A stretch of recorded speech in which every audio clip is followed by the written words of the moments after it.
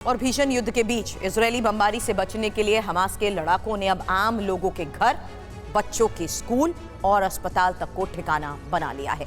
अब इजरायल के सामने सबसे बड़ी चुनौती भी यही है कि वो सुरंग से लेकर गाजा के चप्पे चप्पे में जाकर कैसे हमास के लड़ाकों की तलाश करे और उनका खात्मा करे। यकीनन इसमें लंबा वक्त भी लगेगा और गाजा में बड़ी तबाही भी तय मानी जा रही है।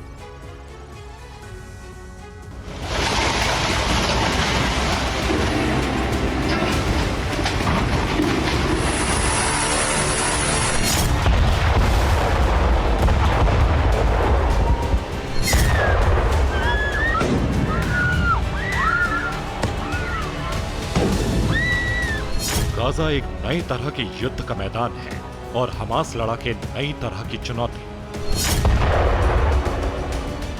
वजह हमास की तैयारी है, हमास की रणनीति और लड़ने का तरीका है।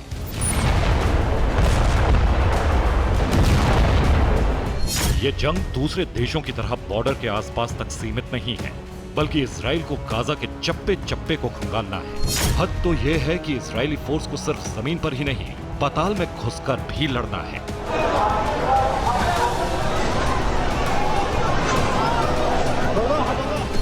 युद्ध में जिन जगहों को सेना टारगेट नहीं करती, हमास के लड़ाके उन्हीं जगहों पर मौजूद हैं। पहले हमास के सीक्रेट ठिकाने जान लीजिए।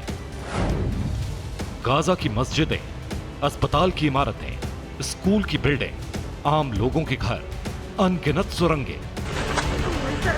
हमास ने इंसानों को ही सबसे बड़ा ढाल बनाया है। हमास कोई प्रोफेशनल आर्मी नहीं है।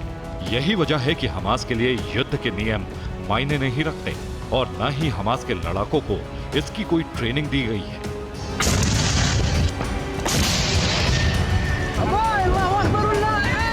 यही वजह है कि इजरायली सेना के लिए ग्राउंड ऑपरेशन बेहद अहम है।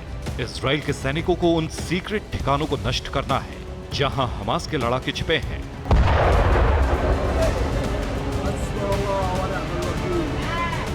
अब हमास की तरफ से जारी की गई ये लेटेस्ट तस्वीरें देखिए। ये हमास का टनल नेटवर्क है। सुरंगें इतनी बड़ी हैं कि इसमें गाड़ी तक जा सकती है। अमेरिकी रिपोर्ट के मुताबिक सुरंगों में हमास के हजारों लड़ाके छिपे हैं। सुरंगों में महीनों का राशन पानी मौजूद है। सुरंगों में दवाइयों का बहुत बड़ा स्टॉक है। गाड़ियों के लिए हजारों गैलन तेल मौजूद है। बारूद और रॉकेट के कई बड़े गोदाम हैं।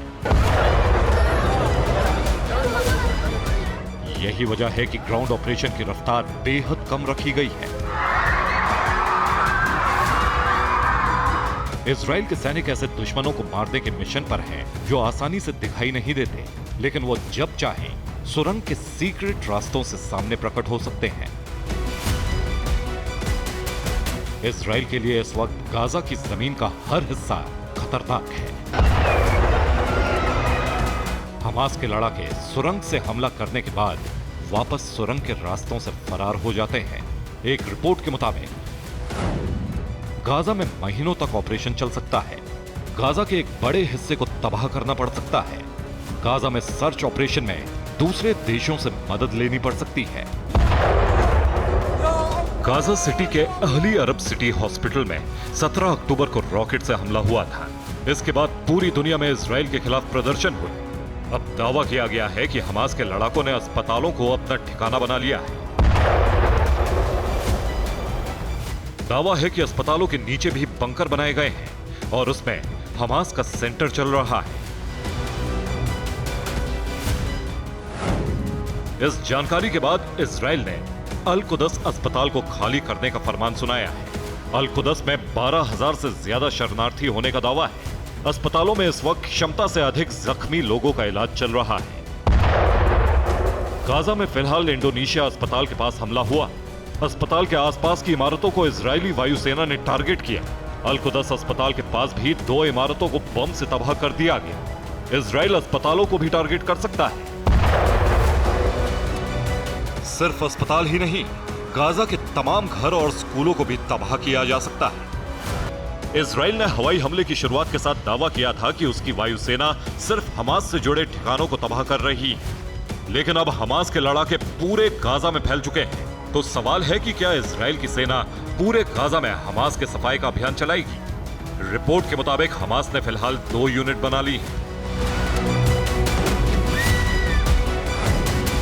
पहली यूनिट घर, अस्पताल, स्कूल और मस्जिदों में छिपी है। दूसरी यूनिट सुरंगों में है और इजरायली फोर्स के साथ जंग के लिए तैयार है। गाजा में अब तक 35 मस्जिदों को नष्ट किया जा चुका है। इजराइल का दावा है कि मस्जिदों में हमास के लड़ाके इजरायली हमलों से बचने के लिए ही गए थे, जोड़ी गई हैं। सुरंगों से बाहर आने के लिए हमास के लड़ाके मस्जिदों का इस्तेमाल कर रहे थे। Bureau report, TV9 Bharatvarsh.